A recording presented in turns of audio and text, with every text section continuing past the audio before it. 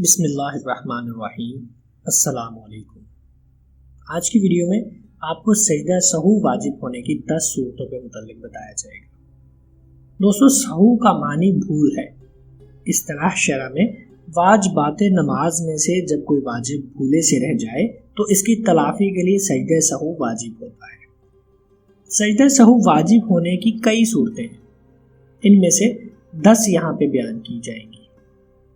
سب سے پہلے فرض کی پہلی 2 رکعتوں میں جبکہ نفل یا وتر کی کسی بھی رکعت میں سورہ فاتحہ کی ایک آیت بھی رہ گئی یا سورت ملانے سے پہلے 2 بار سورہ فاتحہ پڑھی تو سجدہ سہو واجب ہوگا۔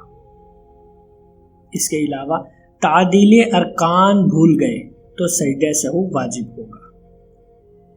تیسرے نمبر پر ہے کہ تشہد یعنی التحیات پڑھنا بھول گیا اور سلام پھیر دیا، پھر یاد آیا تو لوٹ آئے، تشہد پڑھے اور سجدہ سہو کرے۔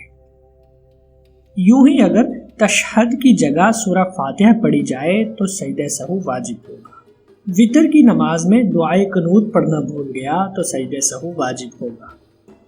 اس کے علاوہ تکبیر قنوت یعنی قرات کے بعد دعائے قنوت کے لیے جو تکبیر کہی جاتی ہے وہ بھول گیا، تب بھی سجدہ سہو واجب ہوگا۔